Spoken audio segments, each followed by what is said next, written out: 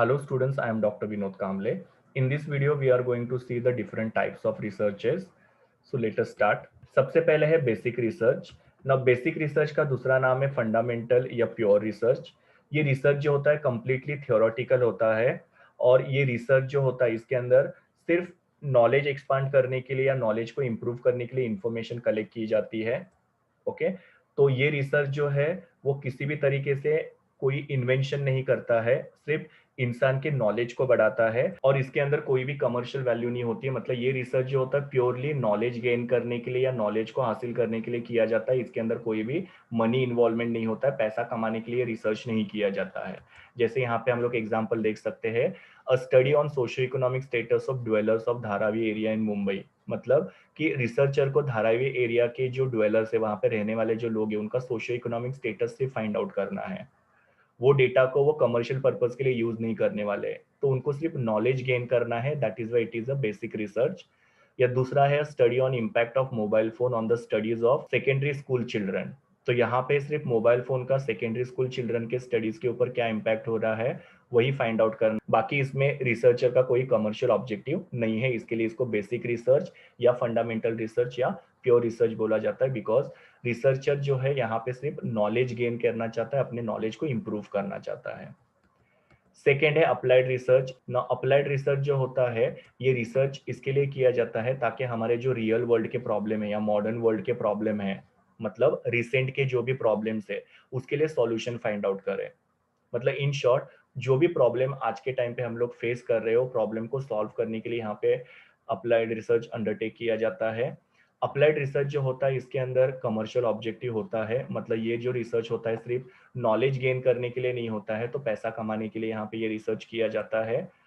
और ये जो रिसर्च है वो जो भी बिजनेस ऑर्गेनाइजेशन को या इंडस्ट्रीज को या सोसाइटी को जो भी प्रॉब्लम हो रहा है उसके लिए सॉल्यूशन फाइंड आउट करने में हेल्प करता है.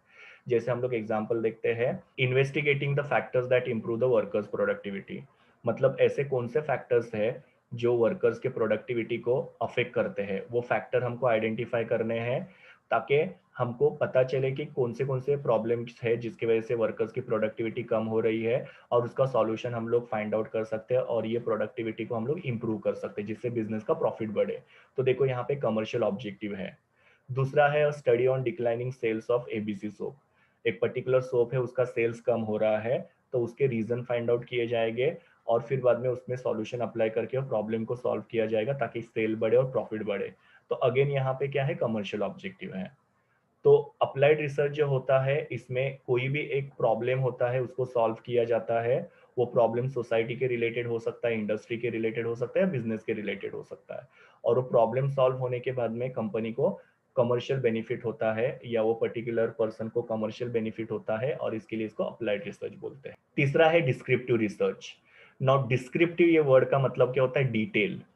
ओके, तो डिस्क्रिप्टिव रिसर्च जो होता है इसके अंदर किसी भी सिचुएशन को या किसी भी फिनोमेना को, फिनोमेना का मतलब ये होता है कोई भी परिस्थिति या कोई भी सिचुएशन, या फिर किसी भी पॉपुलेशन को इन डेप्थ में डिस्क्राइब किया जाता है या इन डेप्थ में उसकी स्टडी की जाती है. ये रिसर्च कब किया जाता है, तो जब भी कोई भी इंफॉर्मेशन रिसर्चर के पास अवेलेबल नहीं है, मतलब वो एकदम नया प्रॉब्लम है या अभी का रिसेंट प्रॉब्लम है जिसके बारे में पहले किसी ने भी रिसर्च नहीं किया है. तो ये रिसर्च जो होता है इसके बारे में रिसर्चर के पास कोई भी इंफॉर्मेशन अवेलेबल नहीं है.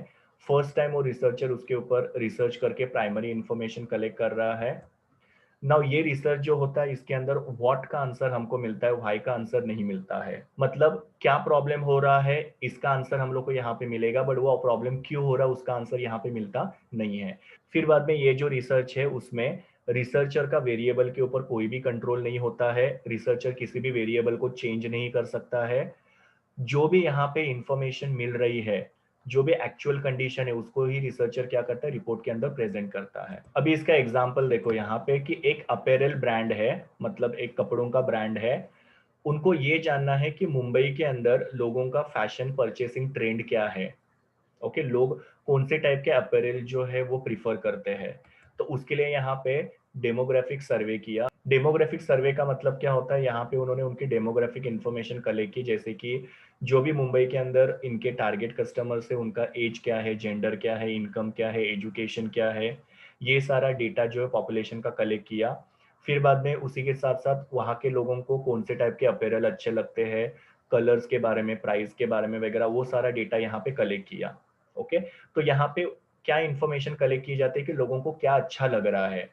ओके, तो इसके लिए मैंने आप लोगों को यहाँ पे बताया कि यहाँ पे सिर्फ व्हाट का इंफॉर्मेशन कलेक्ट किया जाता है, व्हाई जो होता है उसका इंफॉर्मेशन यहाँ पे कलेक्ट किया जाता नहीं है। तो यहाँ पे ऑब्वियस सी बात है कि ये अपैरल ब्रांड की कंपनी है और उनको ये जानना है कि लोगों को क्या अच्छा लग रहा है, लोगों को क्यों अच्छा लग रहा है, ये फाइंड आउट करने की उनकी ड्यूटी नहीं है या उनके लिए वो ज़रूरी नहीं है। तो डिस्क्रिप्टिव रिसर्च के बारे में कुछ इन्फॉर्मेशन यहाँ पे आपको याद रखना है कि यहाँ पे किसी भी सिचुएशन, फिनोमेनन और पॉपुलेशन के बारे में इन डेप्थ या डिटेल में इंफॉर्मेशन कलेक्ट की जाती है। यहाँ पे जो रिसर्चर होता है उसको प्रायर इन्फॉर्मेशन कोई भी अवेलेबल नहीं होते। फर्स्ट टाइम यहाँ पे रिसर्चर रिसर्च करके प्राइमरी इन्फॉर्मेशन कलेक्ट कर रहा है। यहाँ पे व्हाट का इन्फॉर्मेशन हमको मिलता है, व्हाई का इन्फॉर्मेशन मिलता नहीं है। रिसर्चर का वेरिएबल्स के ऊपर कोई भी कंट्रोल नहीं होता है। ओके, जो भी एक्चुअल कंडीशन है उसको रिसर्चर क्या करता है, रिपोर्ट के अंदर प्रेजेंट करता है। फिर नेक्स्ट वाला है एनालिटिकल रिसर्च, जो हमारे डिस्क्रिप्टिव रिसर्च के अपोजिट होता है ना। एनालिटिकल रिसर्च के अंदर क्या होता है कि इन्फॉर्मेशन ऑलरेडी अवेलेबल होती है और वो इन्फॉर्मेशन को यहाँ पे क्रिटिकली इवेल्युएट किया जाता है। ओके, मतलब किसी भी चीज की यहाँ पे इंफॉर्मेशन है, पर वो इन्फॉर्मेशन को यहाँ पे वो रिसर्चर जो वो क्या कर रहा है, क्रिटिकली इवेल्युएट कर रहा है कि वो इन्फॉर्मेशन में क्या प्रॉब्लम है, ताकि फिर सॉल्यूशन फाइंड आउट करके वो प्रॉब्लम को सॉल्व किया जा सकता है। तो ये डिस्क्रिप्टिव रिसर्च के अपोजिट है। डिस्क्रिप्टिव रिसर्च में इंफॉर्मेशन अवेलेबल नहीं था, एनालिटिकल रिसर्च में वो इंफॉर्मेशन अवेलेबल है। डिस्क्रिप्टिव रिसर्च में हमने प्राइमरी डेटा कलेक्ट किया था, यहाँ पे जो डेटा ऑलरेडी अवेलेबल है, मतलब सेकेंडरी डेटा यहाँ पे यूज हो रहा है, उसको क्रिटिकली इवेल्युएट किया जा रहा है। उसके बाद में जैसे मैंने आप लोगों को बोला कि जो भी अवेलेबल इंफॉर्मेशन होता है उसको ही रिसर्चर यूज करके एनालिसिस करके उसका कंक्लूजन फाइंड आउट किया जाता है। यहाँ पे हाइपोथेसिस बनाए जाते हैं ना। हाइपोथेसिस का मतलब क्या होता है, कुछ टेंटेटिव स्टेटमेंट्स होते हैं, कुछ एजम्पशंस होते हैं।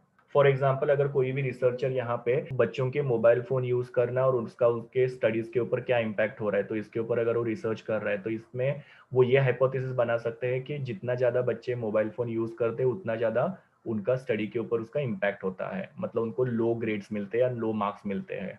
ये हाइपोथेसिस हो गया। ओके, तो जैसे मैंने आपको बोला हाइपोथेसिस एक एजम्पशन होता है। फिर बाद में क्या करते हैं, इसके ऊपर डेटा कलेक्ट किया जाता है कि कितने बच्चे मोबाइल फोन यूज करते हैं, कितने टाइम के लिए यूज करते हैं और उसका उनके पढ़ाई के ऊपर कितना इम्पैक्ट हुआ है, उनको लास्ट सेमेस्टर में कितने मार्क्स मिले हैं। ये डेटा कलेक्ट करने के बाद में ये हाइपोथेसिस टेस्ट किया जाता है कि जो हमने हाइपोथेसिस बनाया था कि ज्यादा मोबाइल यूज करने की वजह से क्या होता है कि पढ़ाई अफेक्ट होती है, तो वो करेक्ट है कि नहीं। अगर हमारा डेटा भी वही कह रहा है तो इसका मतलब हमारा हाइपोथेसिस जो है प्रूव हो गया। पर अगर हमारा डेटा कुछ और इन्फॉर्मेशन दे रहा है, इट मीन्स हमारा हाइपोथेसिस रिजेक्ट हो गया।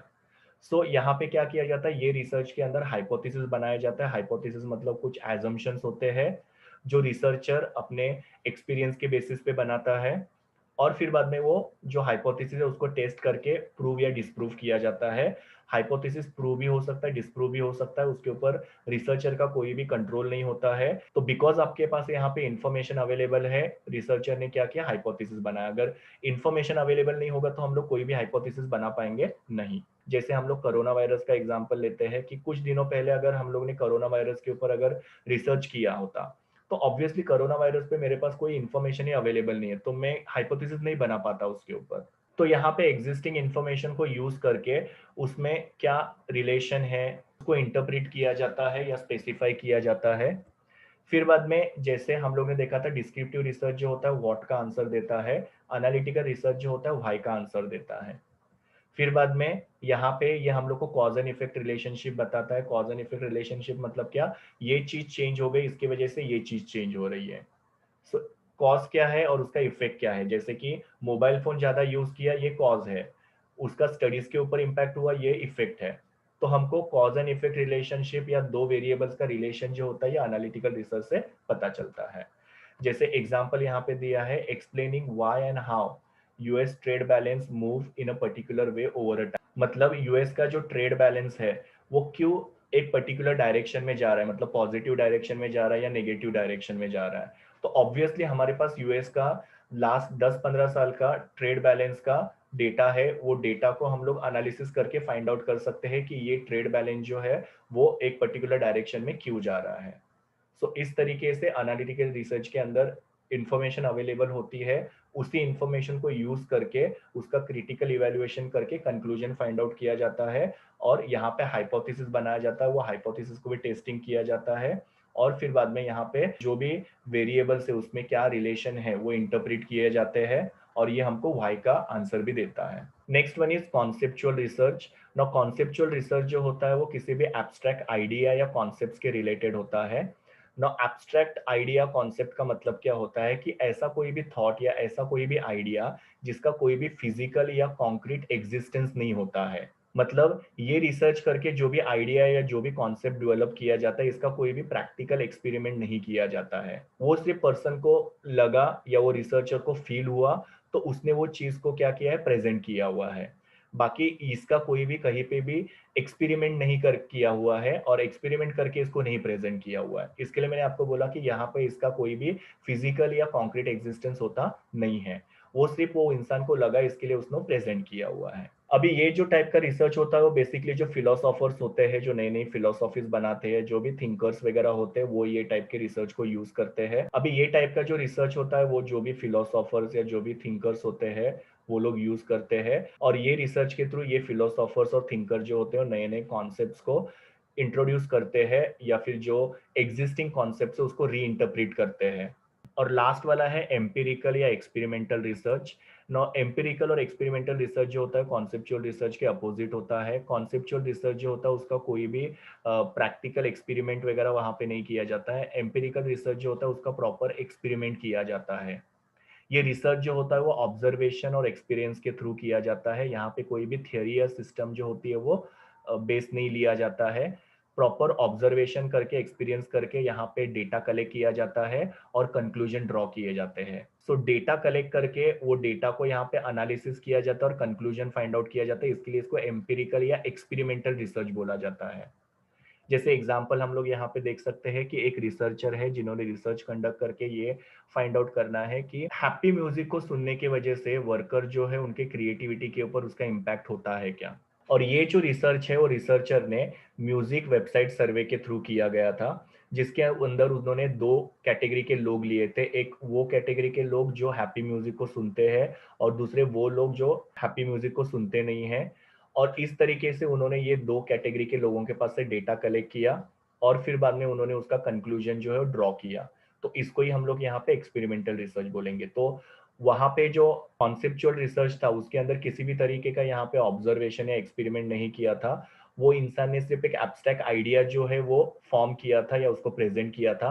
लेकिन एम्पिरिकल और एक्सपेरिमेंटल रिसर्च के अंदर प्रॉपर डेटा कलेक्ट किया जाता है ऑब्जर्वेशन और एक्सपीरियंस के थ्रू और फिर बाद में वो डेटा को एनालिसिस करके यहाँ पे कंक्लूजन ड्रॉ किया जाता है। नाउ ये 6 टाइप के अलावा भी अलग अलग टाइप के रिसर्चेस होते हैं, जैसे कि हिस्टोरिकल रिसर्च जो हिस्ट्री के ऊपर किया जाता है, qualitative research and quantitative research जिसके बारे में हम लोग ने फीचर्स में ऑलरेडी पढ़ा था। फिर बाद में कुछ रिसर्च लैबोरेटरी रिसर्च होते हैं, कुछ फील्ड रिसर्च होते हैं। लैबोरेटरी मतलब जो लैब के अंदर किए जाते हैं और फील्ड रिसर्च मतलब जो फील्ड के ऊपर या मार्केट प्लेस में जाके डेटा कलेक्ट करके किया जाता है। उसी के साथ साथ साइंटिफिक रिसर्च होता है, नॉन साइंटिफिक रिसर्च। तो ये भी अलग अलग टाइप के रिसर्च है, पर बिजनेस के रिलेटेड ये 6 टाइप के रिसर्च है जिसके बारे में मैंने आप लोगों को यहाँ पे एक्सप्लेन किया। So this was all about different types of researches. ये मेरे यूआरएल है जहाँ से मैंने इमेजेस लिए हैं। Thank you students, please do like, share, comment and subscribe to my YouTube channel and also recommend my channel to your friends. We will meet in the next video.